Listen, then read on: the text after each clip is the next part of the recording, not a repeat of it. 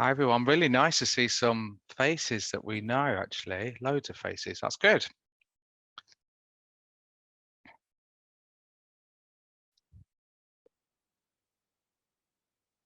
Right, well, we're 1 minute past our start and I know we'll still have some folks joining us, but I'll just say a quick welcome. Hello everyone, my name is Meredith Dixon. I'm an educational program coordinator with Haku Hawaii. Part of my role is working with the Global Initiatives Network, and so I'm excited to have this panel pulled together this morning.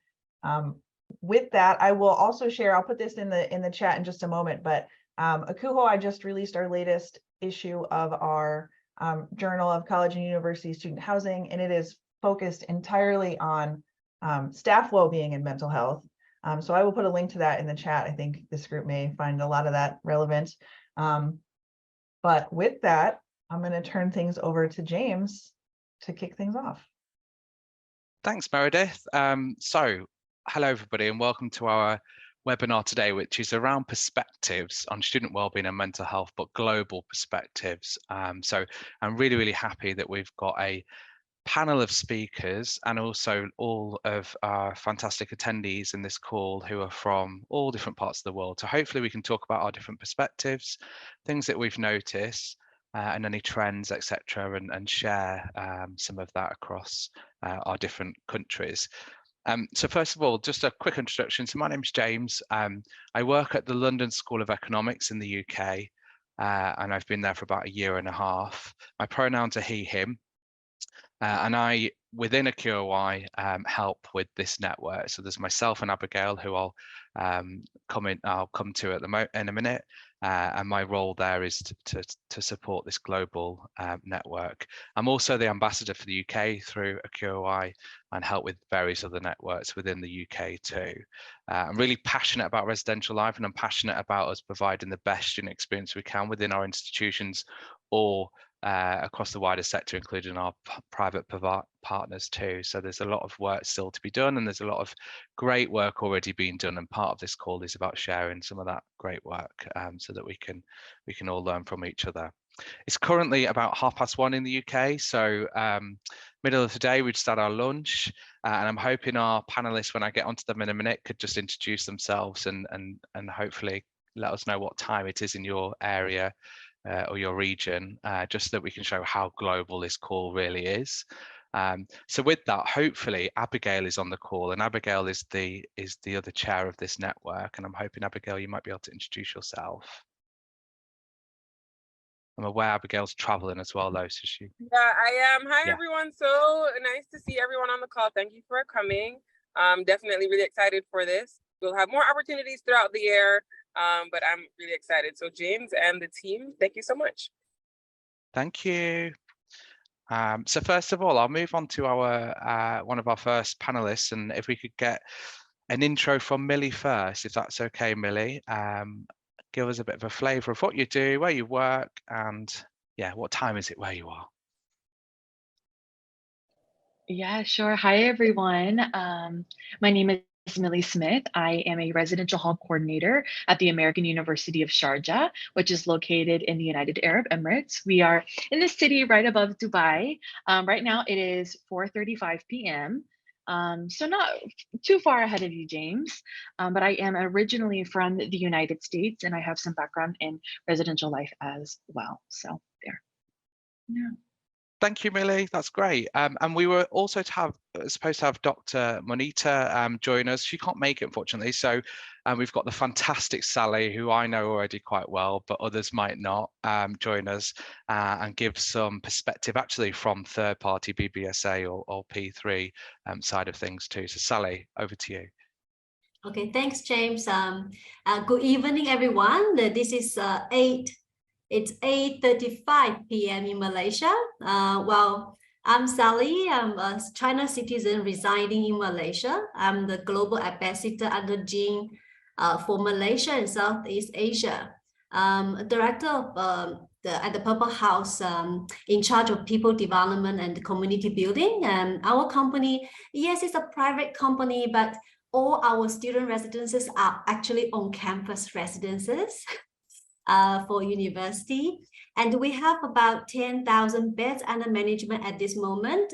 And we are very proud to be recognized as #1 locally for student support and care. I'm very excited today because we'll be learning about what happens in other countries and regions regarding to this very important topic. Thank you, James. Great, thank you, Sally.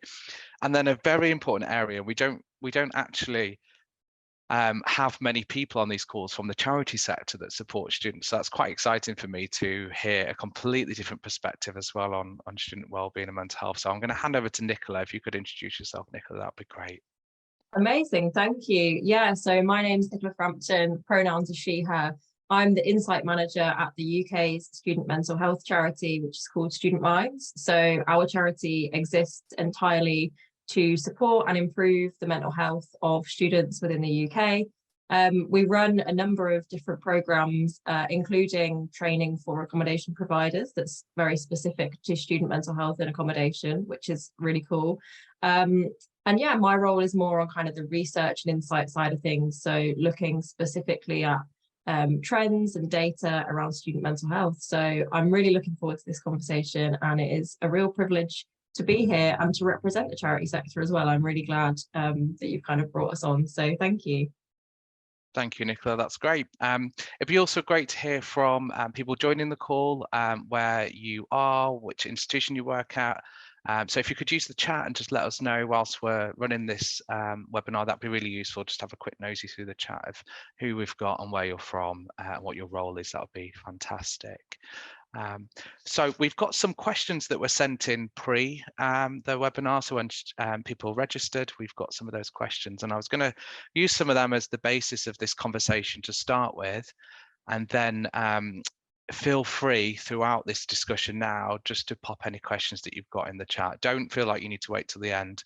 Pop those in now if you've got any burning questions that you'd like to hear from the panel, and I'll try my best to ask the relevant questions to the various panel members. So what I'm going to do is just start with an open question really, and it's just a broad question around trends that we might be noticing within our Pacific regions. Some of those trends I think will probably be across the world and global trends, but some might be specific for your area, your country, or the types of students that you support within your institution. So the question is, what are the trends you are noticing in your country and region right now, and how are they impacting the well-being and the mental health of the students within your buildings? Maybe Sally, could I come to you first, if that's okay? I know we've had this discussion a lot over the past few months in our various calls, but it'd be lovely to hear more. Yeah, sure. If I would actually like to probably just cover this when we talk about change, talk a little bit about what happens before the pandemic, during the pandemic, and now, and perhaps going to see into the future. I think before the pandemic, we in Malaysia already noticing a worsened state of mental health problems among Malaysian university students.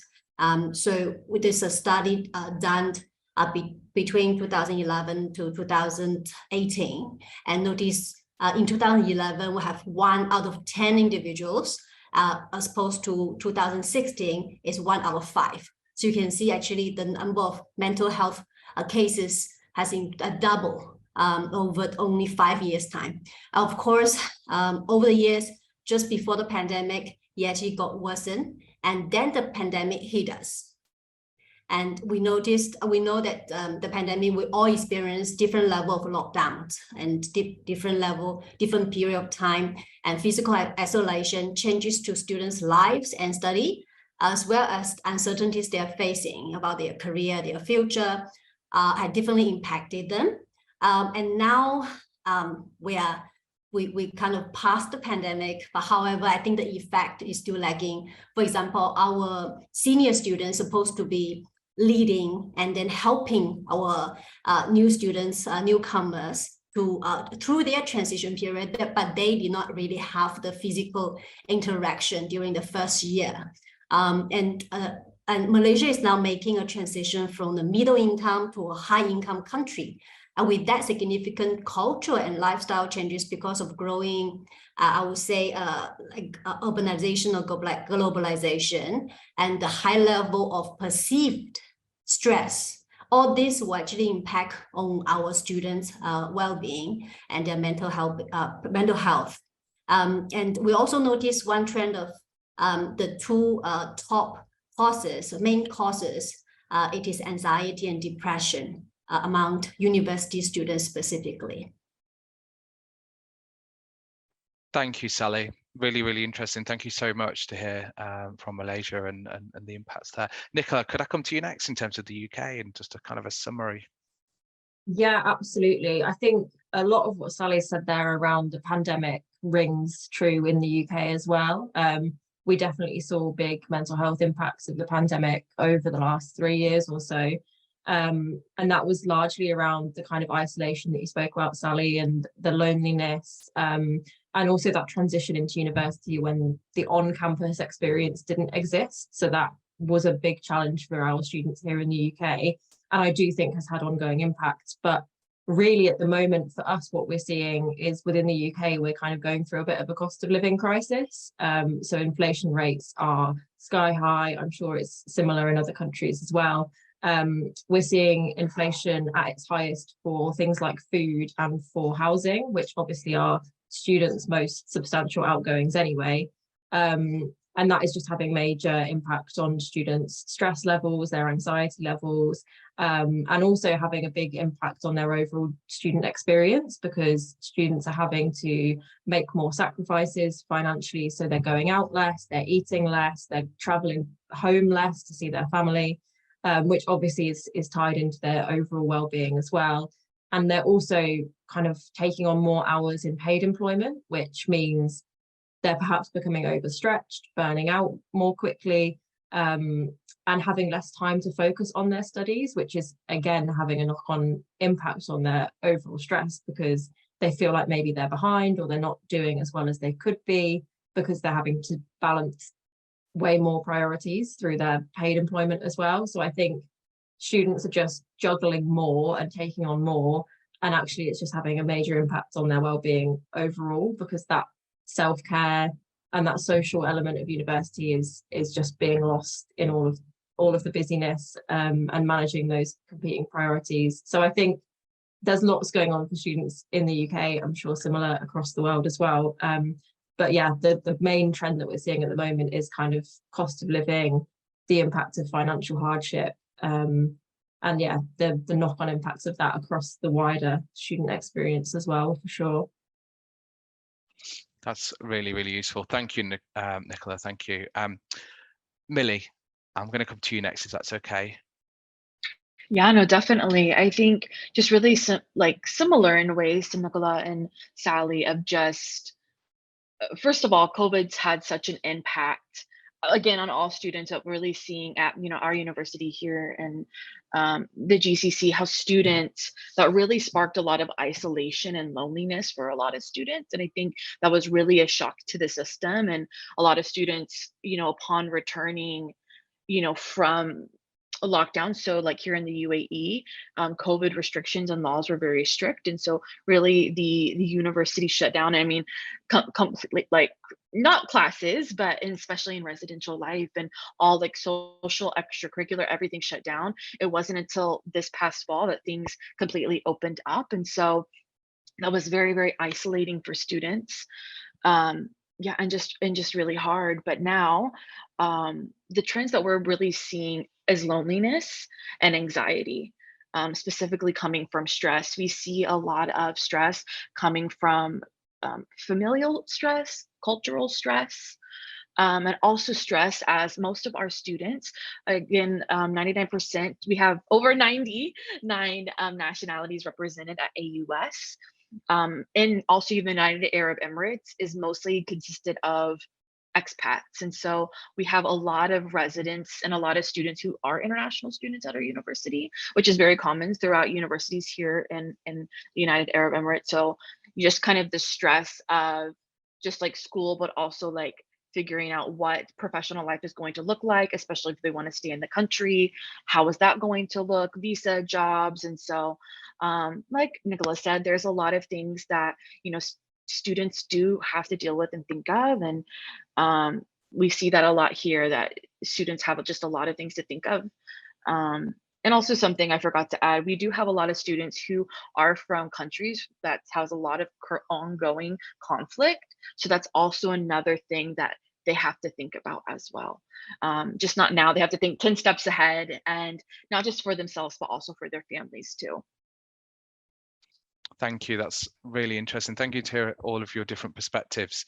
It was interesting to hear that all of you touched on the pandemic in some way, and the either ongoing impacts or the impacts that are still stuck with students actually that were part of that pandemic experience. So another question that came in prior from our attendees was around the pandemic, and obviously the pandemic is different country by country. I know here in the UK, it almost feels like a thing of the past, although there's still things lingering around that are pandemic related, and the stresses definitely are still there for some of our students. So I'd like to know really, in terms of the pandemic, how are your students navigating that new way of living, if it is a new way of living? What are those ongoing impacts that you're seeing at the moment, or maybe they're still being impacted?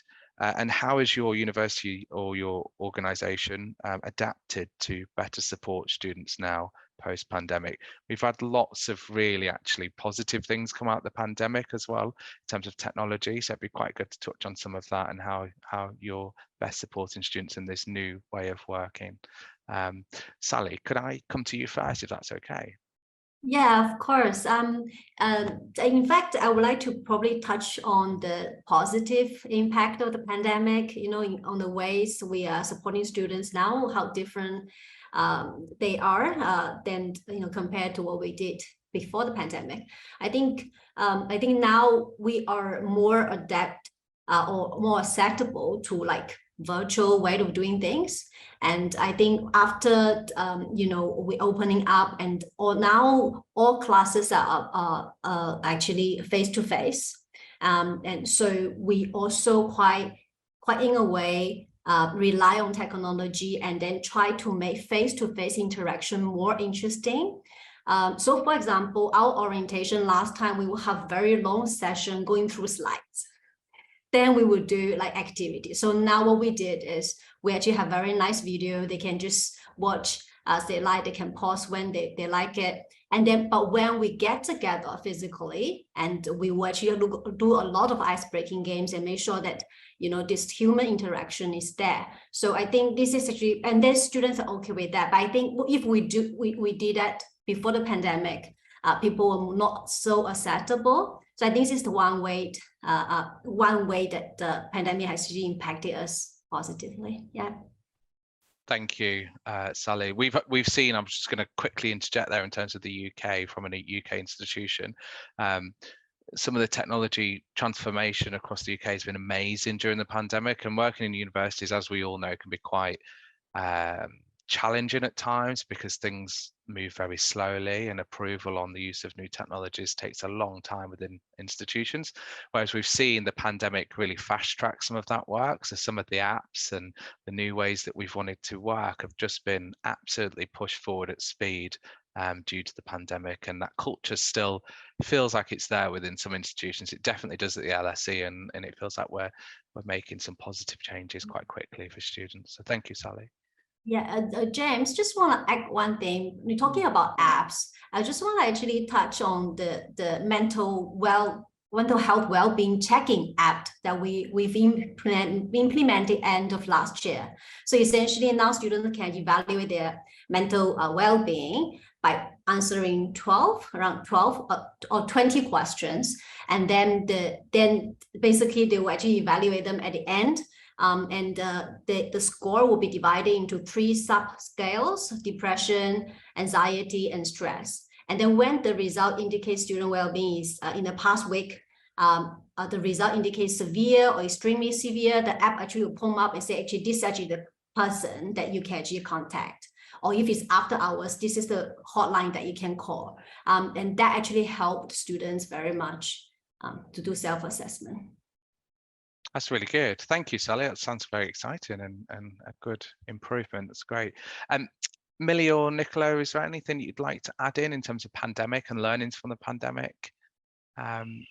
Millie, Yeah, no, definitely. I think for us, yeah, I did share a little bit.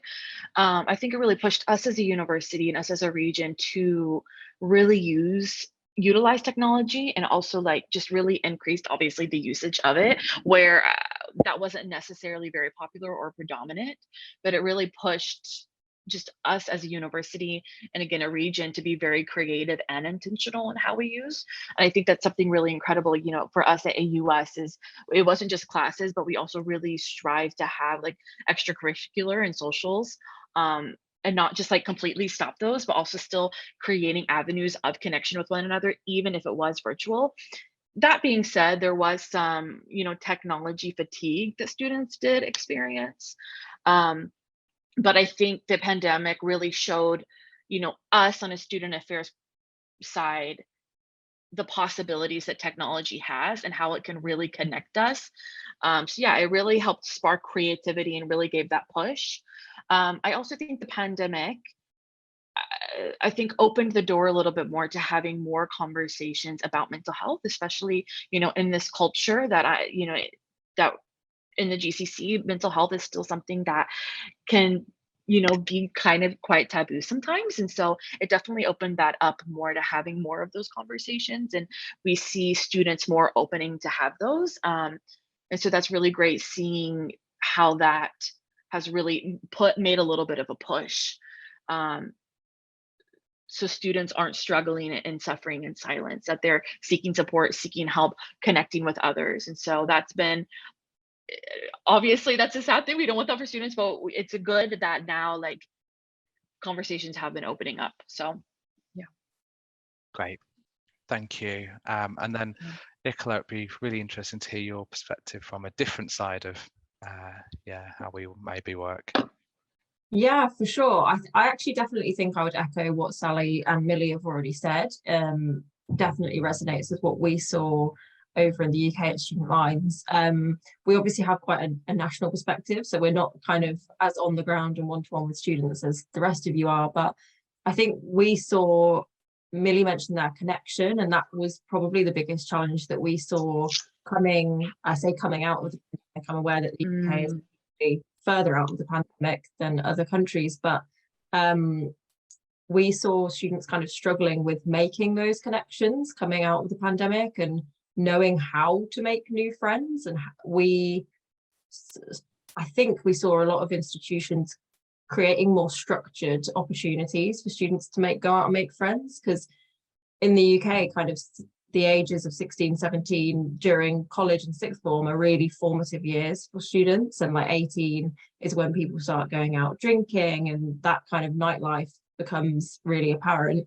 So students missed that entirely, and then went to university and had access to that on tap a little bit, and just didn't really know how to navigate that very effectively, I think. So we saw a lot of challenge around that, which I think perhaps has settled down a little bit over the last year or so, but definitely there was a challenge there.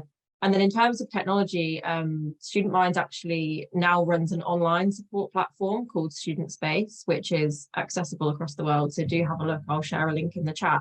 But it's written by clinicians, and it's psychoeducational content. So students can go on, have a look at like the kind of content that we have around managing your own mental health, which we found was a real gap during the pandemic, that there wasn't really much student-specific support for students to just access themselves when they needed it at any time, when like our National Health Service is under a lot of pressure, universities were under a lot of pressure, and we've continued that beyond the platform as well. Thank you, Lowry, for your shout out there.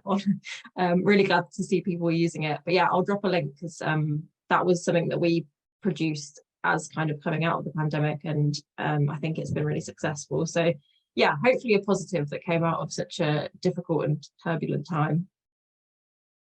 Thank you. I echo, Student Space is great. I hear my teams use it all the time as well, so it's a fantastic platform. Nicola, if you could share the link, that'd be fantastic, and then everybody could save that. Great, thank you. Lots of different learnings there from all different perspectives in terms of the pandemic and ongoing impacts, actually, which will take a while for us, I think, to transition back to, I was going to say the normal, but it's the new normal, because that's a new way of us working and living now, which is great.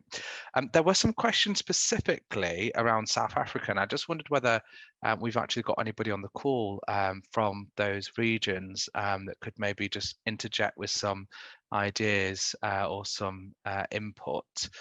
Meredith, have we got anybody from South Africa on the call? Do you know? I don't know if Meredith is. We did. I know Lanche had to step away. He was having some connection issues. I'm not sure if anyone else is on the call. We do have a few. Good afternoon.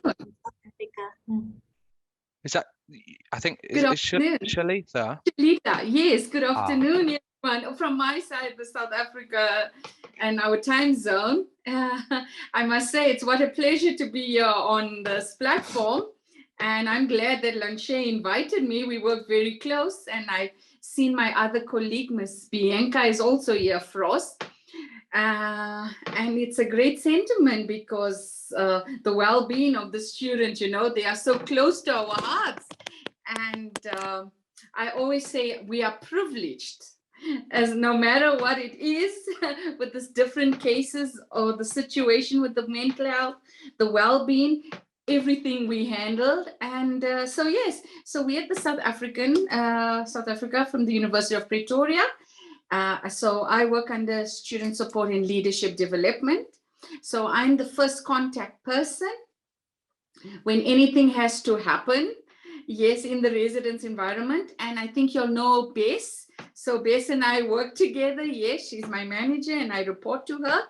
So we are working with the student environment, with whatever emotional support and in every aspect, whether it comes to food, the well-being, the mental health, and I see a lot that you've been speaking about the COVID, and I think everything just came with a bang with us, and it has increased so much. And our dynamics is very different, and I don't know whether you guys also, we see that they bringing it from home, most of it comes from home and not the residence environment or the university environment.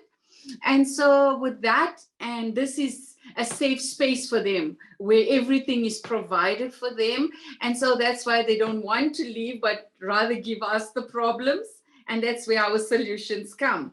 So that is just what I want to say. I don't know, my colleague, Ms. Bianca would want to say a few things also, because we work with her also very closely as being an house parent. Thank you. Thank you. There's one question that's come in, and I wondered whether, Shalita, you could help us with that. And it's around the electricity load shredding that takes place across South Africa. And that seems to be a big impact in terms of student wellbeing and mental health at the moment, that they, have to prepare for that, and then the ongoing impacts of that electricity load shredding. So maybe you could just give us a bit more information about what it is, and then also what the impact is on the students. Okay, so with us here, so I will say it's a national disaster. So yes, our one entity who provides for us, and unfortunately they cannot provide for the whole of the South Africa citizens. And I'm just putting it in a nutshell. And so that's why we are working in different stages of electricity, Yes, because the shortage of coal or the embezzled funds. And so there's a whole lot of things. And we'll see even in other countries, but they might not be load shedding, but they'll be embezzling and other things, and how it affects the student. And so with this being in South Africa, well, remember, it affects all of us. And the very few, so our campuses, on certain of our campuses, or well, all our campuses, has generators. So when there's no electricity, it kicks in there, with the generators. But certain of our residences don't have the generators, and we are in the process. So they have to go to campus and study, and it puts a lot of pressure on them, we can understand with that. And let's go with us also staff, because it just doesn't affect the student. What about us staff and our emotional well-being, you know, because you get so frustrated because we sit with electricity, where it's a major crisis, and then we have the water, you know. So yes, the water crisis also that at certain time, because I know we did not have like electricity or water for a whole week. And at least we had means, we could buy and do things. What happens to the students, because we do provide, you know, limited. Yes, so that is also one of the things that, you know, with the well-being, the support groups I can think that are in place to just motivate and uplift them. So that is what's from the South African side. Yes. Thank you, Shalifa. That's really, really useful. And sorry to hear it's having such an impact, not just on the students, but also your staff as well. It's really challenging. I know recently in the UK, we've been doing lots of different scenario planning for if we were to have power outages, which there have been talks of, and they could potentially happen within the UK too. So each university has been tasked by the UK government to do various scenario planning for how would we operate and keep students safe. It's a minefield actually to try and think about how would we do that. Thank you, that's great. Nicola, you earlier touched on the cost of living crisis, and I know in the UK that's a massive impact for our students, also our staff actually as well, but our students as well. And there's a lot of impacts in terms of the cost of living. I just wondered, Nicola, if you could go into a bit more detail around the charity Student Minds and what Student Minds are doing to guide, support students, and what's out there for students in the UK. Yeah, absolutely. We've actually found it really challenging to offer support for students during the cost of living crisis, because ultimately students need more money and we can't offer that. Like, we can't just hand out cash, unfortunately.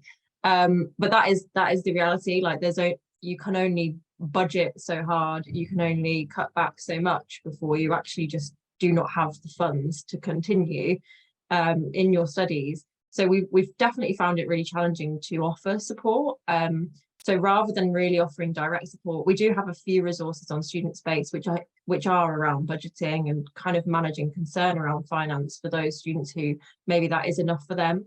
But we have also focused our energies on lobbying the government to provide more support for students, which we feel is really, really important. So for context, students in the UK and England specifically, most will get some kind of funding from the UK government for their living costs, which is called a maintenance loan. It is a loan, they're expected to pay it back through their lifetime once they're in employment. And the government has decided to make real-term cuts to that. So students the worst off students are receiving around £1,500 less per year through that loan, whilst inflation continues to increase. So really, we're asking the government to revise that decision and provide more financial support for students, which is a really key focus of Student Minds at the moment, is challenging that decision of the UK government. And I should say, actually, it's the English government, because other of our nations have made better decisions for students, which is great. So yeah, a lot of our efforts have gone towards that. We have resources on our website around the cost of living, including some of our research findings. So any other charities which are lobbying for more support for students, such as our National Union of Students, can kind of draw from our research findings and kind of just bring attention to the problem, because people across the country are struggling financially. As James said, it's a problem for university staff as well.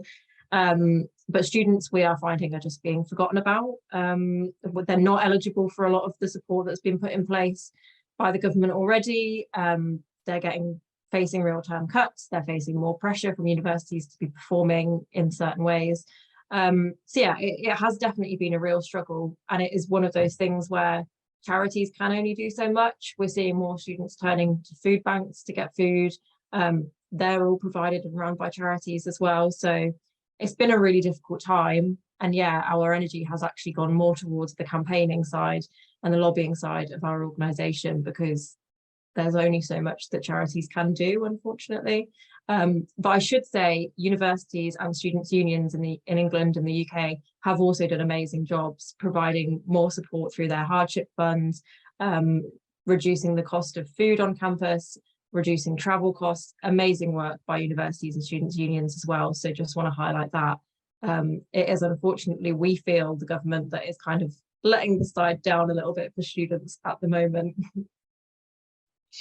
Thank you, Nicola. I was going to add in a little bit from the UK there, but I'll try and stay apolitical because of my position.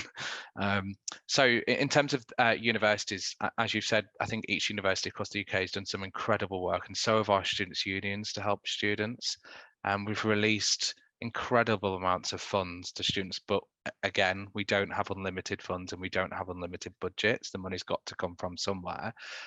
Some of that's included, as you said, Nicola, reduced catering costs. So we've done all sorts of fantastic deals, not just for our students, but also our staff too, where you can get a meal on campus, a hot meal and a drink for a very low price at certain times throughout the day. For accommodation, I know at London School of Economics, we've introduced new one-off amounts of money that students can apply for, up to about £2,500 a year, non-repayable, and it's for certain students from different household incomes. Every university does something slightly different, but that's our way of giving back to those students that need it most. And then other various initiatives across the campus too. I'm just looking at our website to see everything else that we've done, various discounts and initiatives, and working with local businesses to try and make things slightly better for those students. But it is an ongoing crisis, and it doesn't seem like it's getting any better, and it does feel like there's still a long way to go without a clear vision for what the future looks like, which is quite worrying, I think, for a lot of students. I think it's quite worrying for students that are looking to go to university right now and apply into university. I think it's quite scary, actually. So we're doing everything we can, working with the likes of Student Minds and others to try and help with some of that pressure and stress. Sally or Millie, are you seeing similar in your own areas? Sally, do you want to go first? Yeah, I think financial difficulties, we've sort of actually seen that coming out even just during the pandemic, and that of course now our support will be very different from then. At that time, we actually provide free food, just distribute meals out. But for now, I think we are also looking to create a staff positions, part-time positions, so that they can actually work and gain some experience while earning some income. And we also looking to provide free accommodation if possible for students who can actually help us to do some maybe market research, etc., which linked what they are studying. So we're exploring that. In fact, I just want to actually touch base on one thing. I just came back from South Africa attending his student housing training institute. It's a beautiful country. Yeah, we saw so many South African colleagues here, so just want to mention that. And I had the opportunity to visit the university in the south, Stellenbosch University, and they actually create some housing free for last year student doing some research. So this is something that we would like to explore in Malaysia as well. So just create some opportunity for students to earn some income. Thank you. Millie, are you seeing any kind of financial hardship for your students? Yeah, we definitely have. It's not similar to the housing crisis, but I think some of the biggest struggles come from our international students. But I think something AUS is really, work study. That's something that's really important, and opening up different opportunities, especially since the pandemic, that's become a priority. Something that our university has done. So for the first 2 semesters, if you live on campus, your first 2 semesters, it's half off. So that's something to try to really help alleviate for those who are traveling and are staying in residential life. And I know for our university, we're definitely developing plans for more food options and also more affordable food options for those who are on campus. And something that we do have incredible scholarships. There's a lot of different scholarship opportunities. Which we're super thankful, as that's tied with our former president and his foundation. So yeah, there's definitely struggles, especially for international students. Thank you, Millie. And there's still some comments too in the chat, which I'd advise if you've got time to take some time to read. There's a great comment there from Kevin in terms of some of the struggles for students within Kevin's region too. So please do give that a read. I'm going to move on to one or two more questions, and then we can maybe open up the floor if anybody's got any questions you want to ask out loud, or pop it in the chat and we'll ask our panel. The next question is around those students where we've supported maybe for a year or years within housing or within the university side, and unfortunately have to make that decision to withdraw from their studies. It is very rare, but it does happen that that some students aren't able to continue. And so I just wanted to touch on and see what policies, procedures you have in place to support students that have to make that decision or mutually make that decision with wellbeing services or local services. Here in the UK, we have local crisis services that help us with that. Sally, could I come to you first? What happens if a student makes the decision that they have to withdraw and they would need to leave your accommodation?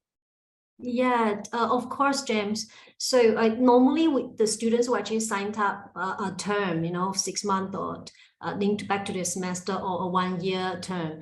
But if they, there's early withdrawal, there's actually a penalty or that. But if they are leaving us early because of mental health reasons, and then normally we will work together with the university counselors, or we already know they're having problems, so along the way. And sometimes if we have students with, let's say, suicidal thoughts, and then we will need to contact the parents and arranging they to come over to pick the student up, for example, then we will definitely have waiver of short notice or checkup policy. There will be no penalty at all. And it will also provide special treatment or convenience for example, room transfer or early checkout.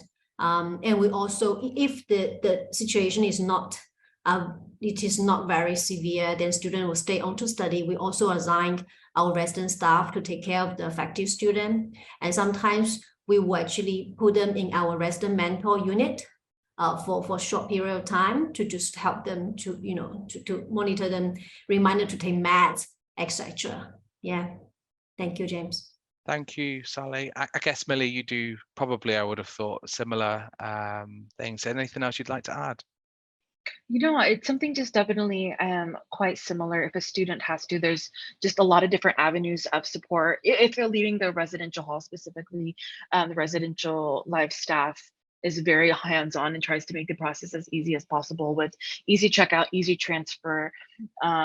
But then also we are connected, the students are connected with university counselors, student affairs staff, just so they know that, they are supported in their decision, and that we want to do whatever that we can to support their wellness. Thank you, Millie. And then I guess, Nicola, you hear from different students at various institutions, and I know every institution, every private provider's probably got different ways of working. Anything that you could add in there would be useful. Yeah, I think so. I do think it's very different depending on where you are, whether it's university-owned halls or privately owned halls, etc. But I think the things that Sally and Amelia have highlighted are really important. Just ensuring that support is there for students, and that you're minimizing the amount, like the stresses, things like, am I going to get a penalty for leaving early, a financial penalty? Do I need someone else to take the room from me before I can leave?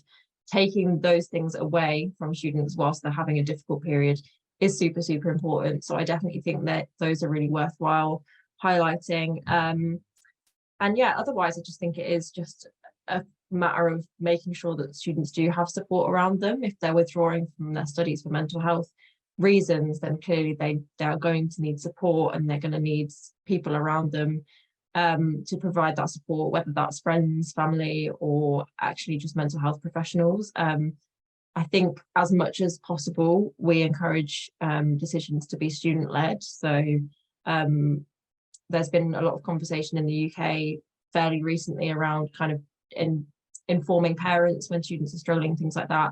And our position as a charity is really that decisions should be student-led as much as possible. So yeah, I think that is the main thing to take away. But I think, yeah, we definitely have less experience of that issue. So I will just echo what Sally and Amelia, Millie have said around the things that are important there. Thank you. And hopefully, where you were saying there, you know, the charity has less experience of that. Hopefully, it's because we're not seeing too much of it, which is a positive thing. Although it does happen, and I know personally, in my role, I have to get involved with some of those conversations, which can be quite tough at times. So I'm going to open up the floor now. So if there's any questions from the audience that you'd like to ask towards our panelists, you're more than welcome, or you can use the chat, and I'm happy to read that out for you. Anything around student wellbeing, mental health concerns in your area or your region. You might work for a university or you might work for a private provider. Happy to go through some of those questions. I do have some more questions if not, but I'd love to have input from others on the call as well and give the opportunity. Kevin, I know you've got your hand up first. You're so keen and eager. There you go, Kevin. Good morning, everyone. I just wanted to put this out to the panel. We are finding, I mean, like everyone else here, that the issues with mental well-being is across the board with all our residents. Are there any sort of what's the word? Programs or activities that you're doing that could be sort of led via from the walls of residences? Our counseling units, they're swamped. They're swamped. I mean, they're literally swamped. It's oversubscribed. There's no way I can call on them right now. And I've been sort of trying to thinking, what can I do to sort of create some sort of something, to assist our students, wellness programs and these sort of things. I'm just curious of what others are doing and how it's working. Any of the panel want to go first? I've got some bits from the UK, but I'll hold off. Sally, you've unmuted, so do you want to go first? Right. Kevin, thank you for the question. I think, I'm just trying to summarize and calm my thoughts. So I guess, it is absolutely critical to put in well-structured programs and even very intentionally designed events in place to actually either to prepare or equip students or even as preventive measure. So what we are doing is, of course, we have a series of events or that. So what we are mindful of is, the transition period our student going through from a dependent or semi-independent adult into independent adult, and also they're also learning how to live with others, sharing space together and build meaningful relationship. So what we notice, if students, they get through the first orientation, the settling down phase well, then they already build their network, their friends, their support network. So it will be easier if they have any difficulties, they're facing any difficulties. So we try to design programs at various touch points. The first one, it is the transition period. And we want to make sure that we can help them to do the right thing faster.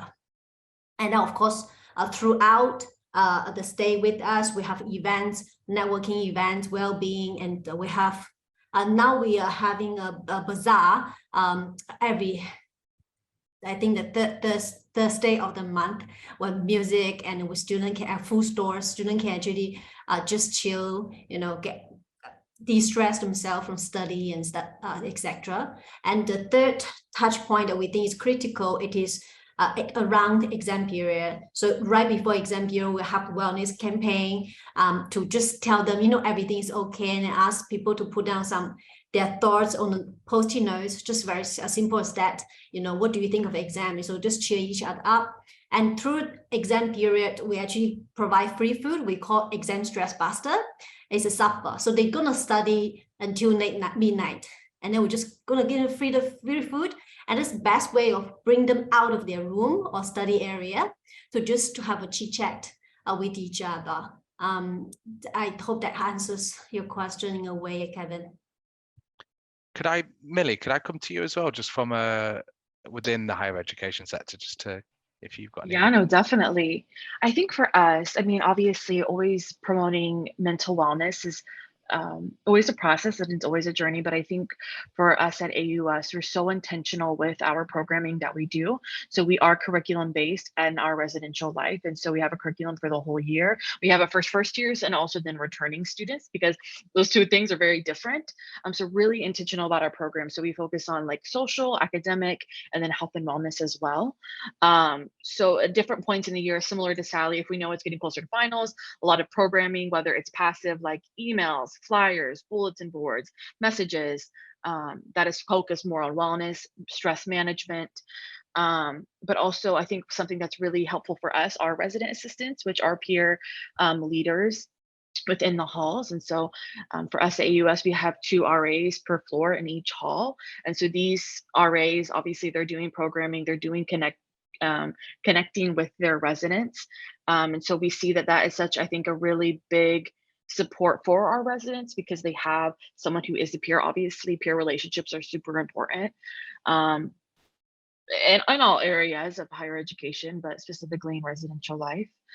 So that's something that's really big. And I also think, yeah, so intentionality with programming, also in communication on all levels, whether it's, me, whether it's the managers of our, department, whether it's the RAs, but also something I think specifically at AUS we see is we really try to make sure that students are connected to different things on campus, whether it is counselors, but also something that's really big at our university are clubs. And so we see that when they are connected to people, whether it's a cultural club, so people from the country in which they're from, whether it is for academic, that can really, really help them with their mental wellness, to know that they're not alone and have people of similar interest. Something else that's really helpful, which I know you probably cannot control, but here at AUS in the city in which we're in, we have 4-day work weeks. And so we're off Friday, Saturday, and Sunday, which can, sometimes be a little bit stressful, but we see that that's really, really, really helps students. They have more time with their families, they have more time with friends, they have more time to study. And so that has been such a help for mental wellness, which I know most y'all can't control, but we have seen that that has helped a lot. Thanks, Amelia. I know Abigail's put in the chat the same thing around the 4-day week, and I'm all for a 4-day week. We're not yet there in the UK, but watch this space. Thank you for your perspectives. I was just going to add in some extra little bits in terms of the UK and what we do within UK institutions. So within housing and residential life, we, similar to Sally and Amelia, try to offer a regular program of activities that are quite low level, but proactive in terms of helping students. So, and what we've learned over the past year is that our students at LSE like structure around some of those activities so that they're not sporadic. So what we try to do is each term release what's happening for that term, and things are on set days. So, for example, it might be yoga one evening, a really low level coffee and study session every Sunday, but they know what to expect every week on week, that it will be the same and it won't change and it'll always be there and nothing will get cancelled last minute.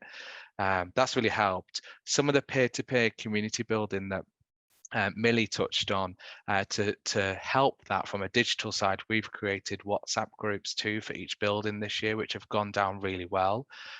We leave the students to get to know each other in those groups pre-arrival. Actually, they all get to know each other on the WhatsApp groups before they even arrive in the UK, which has been really helpful to alleviate some of the stresses. And then the counselling side of things, similar at LSE, we've had a large demand for counselling support from our local counsellors, and sometimes they can't keep up with demand as per other universities too. So we've partnered with a company called Together All, who are an app.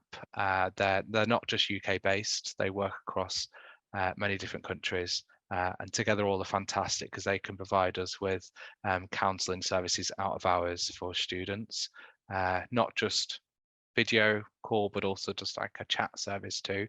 They're fantastic. So we've been working with them to try and alleviate some of the stress on our wellbeing teams until we can build up a bigger team there. Hopefully that helps, Kevin. Happy to take maybe just one more question. We've got 5 minutes left. So if there's any other questions from anybody, happy to take anything else. Can't see anything in the chat. Anything else I've missed, Meredith, maybe, or are we all there? You know, the question that stood out to me that was submitted by someone was how staff can say no without feeling guilty. So kind of some of those setting boundaries, taking care of yourself while helping students. And I'm the worst at that, so I'm not going to answer that question because I just want to say yes and help everybody, which isn't possible. Nicola, could I come to you? Have you got any advice? I'm sure you do training in this. I've heard on the grapevine. Yeah, we do. We offer various different training programs. We offer training for staff in accommodation settings within the UK higher education system, which does look at kind of boundaries and preserving your own mental well-being as a staff member, supporting other people.